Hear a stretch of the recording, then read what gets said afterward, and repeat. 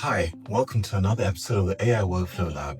In today's episode, I'm going to show you 3 new things that are hopefully accessible to yourselves in your Copilot environment. They should be generally available. And again, it's just an uplift from what you already know, but I think it's definitely worth you being aware of these things because it may change your perception, it may change how you're using Copilot now. So I want to jump straight in there.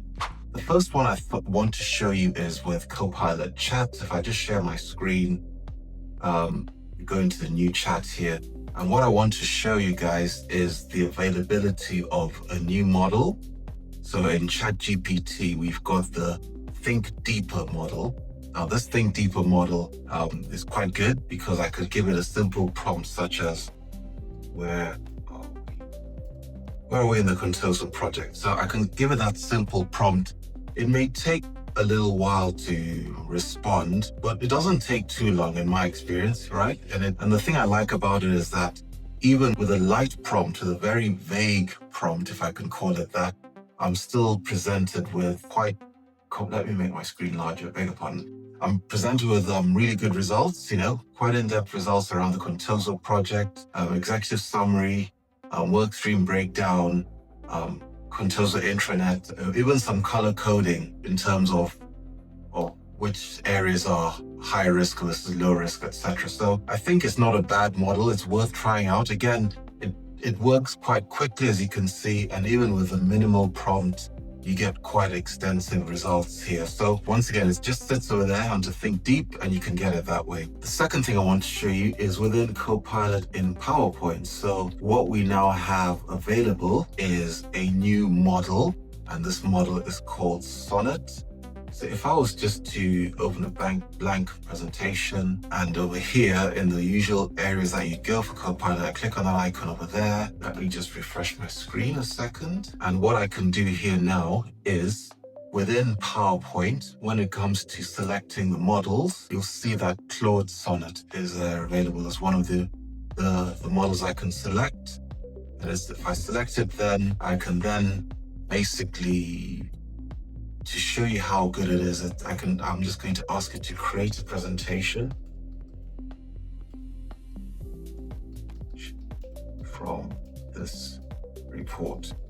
And I'm just going to select the Contoso one, right? So I'm just going to go down here and select the, I'll select this one here. Where are we? Contoso. I have to do a bit of a search there. From the office move, right? So selecting the Claude Sonnet model, it's a lot more intense, and it won't just go ahead and create the presentation. As you're going to see in a minute here, it's going to ask me a few questions to qualify what it's about to do. And that's what I like about it. So you can see first he's asking me, who is the audience? I'm going to select leadership. And then how much detail would I like? I'm going to say executive summary because leadership people are too busy.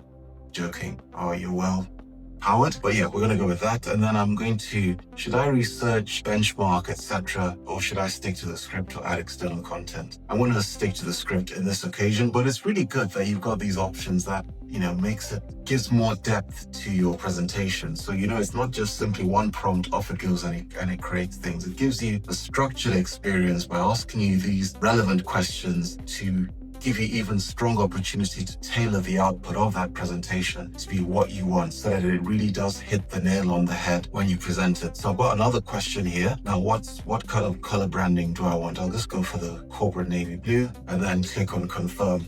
And then once that happens, it will churn away. Again, time-wise in the past, this hasn't taken too long, usually 20 seconds or so. But of course, it always depends on the type of prompt you're using, quality of the volume of content that you're looking to create, and so on. But you can see it's working through it, and that should come through quite shortly. So as you can see, it's created the project quite well. We've got some good formatting here. I just bring that up again. You can see it's got good visuals, good tables. Just from that simple prompt and with the follow-up questions, it's really given me quite a comprehensive presentation. So it's certainly worth investigating and giving it a go yourself, the Claude Sonnet model, when you're using PowerPoint.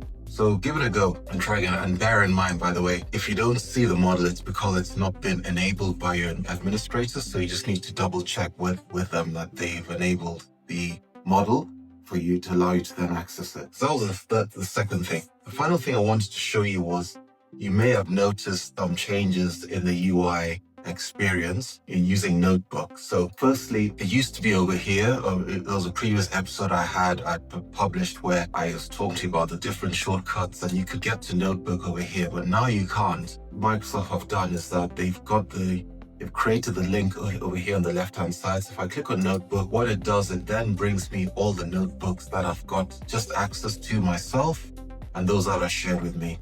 There's some quite cool things in here now that I'll show you. So for example, if I go into the Modern Workplace Architect application of Notebook, you can see I have a good view of seeing any reference material that have been used against that notebook. You can see all the documents here. And again, if there were any chats, they would also be limited to the notebook. So it's a nice condensed way to kind of access all the information that you've been experiencing whilst you're creating those notebooks. Again, if I go to another one here, client document pack, again, oh no, that's an empty one. But you get the idea. So basically the notebook link on the left-hand side will bring you all the notebooks you have access to, including when they were last accessed, those that are just accessible to yourself, and those that are accessible to your team. And again, if you were to go into any of them, you will be able to, like in this particular one, you'll be able to access any reference information. And equally, if I was to write any prompts I do here with Copilot, they would be associated with only this notebook. Now you may be wondering whereabouts is the other features that you may recall I showed you in a previous episode of Notebook, and that was things like the audio and the mind maps and all those cool things, which, as you can see, they're not really over here now. And in my opinion, it's a bit of a shame that Microsoft have gone this way, because it's come unannounced, in my opinion. I just found out just like that, right? I went in and hang on, where are my maps? This is it. Basically, they've moved it to OneNote.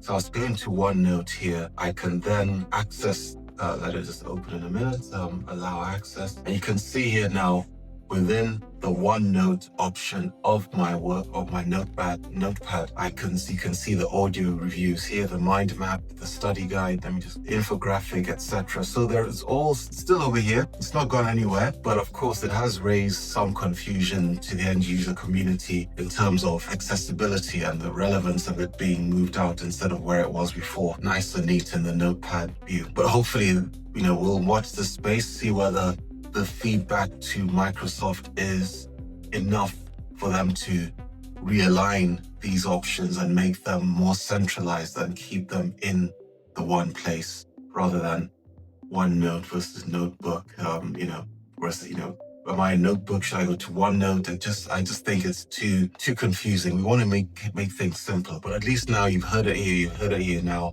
Notebooks is there. You can access the creations, the chats, etc. If there are things like the mind maps that you're interested in, then you need to go to OneNote, and you can access that by clicking on the three dots there and open in OneNote. So it'll open this notebook in OneNote. So for example, if I was to go to Copilot Adoption Program and I go over here and open in OneNote, I can start creating my Copilot Adoption Program, mind maps, etc., all within OneNote. So those were the three things I wanted to show you. Again, I'll be interested to understand how you are getting on with Copilot, where you are in your journey. Please have a look at the link below. That is to our website where you can see all the information that we support and we do, and around adoption and training. Click on the link on the website, book an appointment, and would love to get chatting to you. That's it for now. I hope you enjoyed this video. I'll be sending a few more later. Please like and subscribe, and I'll see you on another episode. Bye for now.